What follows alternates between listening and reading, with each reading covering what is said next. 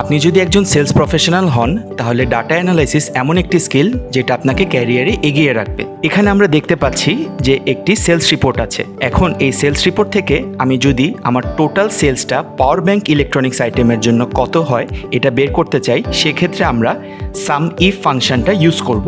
সেটা ইউজ করার জন্য প্রথমে আমরা ইকুয়াল টু প্রেস করব, দিয়ে আমরা সাম ইফ লিখব, দিয়ে আমরা ব্র্যাকেট ওপেন করব। ওপেন করে আমরা যেই রেঞ্জটা আছে সেটা সিলেক্ট করে দিব।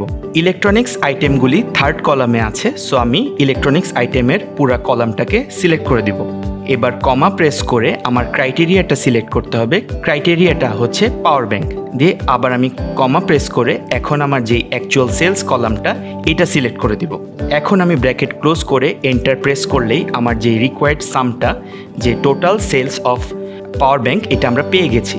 বাট এখন আপনার কাছে যদি আরও দুইটা ক্রাইটেরিয়া থাকে যেটার বেসিসে আপনার সেলস টোটাল বের করতে হবে, সেক্ষেত্রে কি করবেন? সেক্ষেত্রে আমাদেরকে সাম ইফের বদলে সাম ইফস ফাংশনটা ইউজ করতে হবে।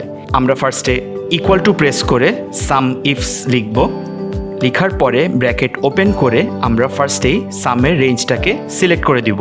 অ্যাকচুয়াল সেলসের যেই কলামটা এটা পুরোপুরি আমরা সিলেক্ট করে নিব। দিয়ে আমরা কমা প্রেস করে এবার ক্রাইটেরিয়া রেঞ্জ 1 অর্থাৎ আমার যেই ডিভিশনটা আছে এই রেঞ্জটা সিলেক্ট করে দিব।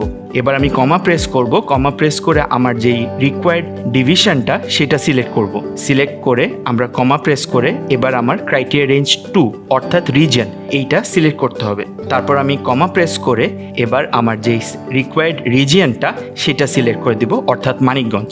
দিয়ে আমি এখন যদি ব্র্যাকেট ক্লোজ করে এন্টার প্রেস করি তাহলে আমি ঢাকা ডিভিশনের মানিকগঞ্জ রিজনে টোটাল সেলস কত হয়েছে সেটা পেয়ে গেছি।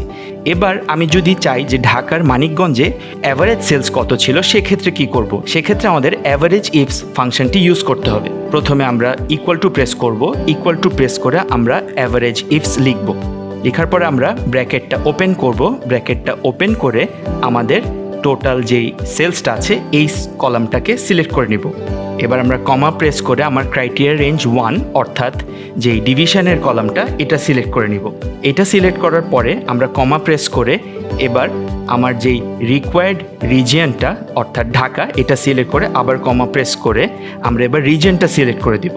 এবার আবারও কমা প্রেস করে আমরা যে আমাদের স্পেসিফিক রিজন অর্থাৎ মানিকগঞ্জ এটা সিলেক্ট করে আমরা ব্র্যাকেটটা ক্লোজ করে এন্টার প্রেস করলেই ঢাকার মানিকগঞ্জে অ্যাভারেজ সেলস কত হয়েছে এটা পেয়ে গেছি। এরকম মাইক্রোসফট এক্সেল রিলেটেড আরও টিপস অ্যান্ড টুলস জানতে এখনই এনরোল করুন মাইক্রোসফট এক্সেল ফর প্রফেশনালস কোর্সে।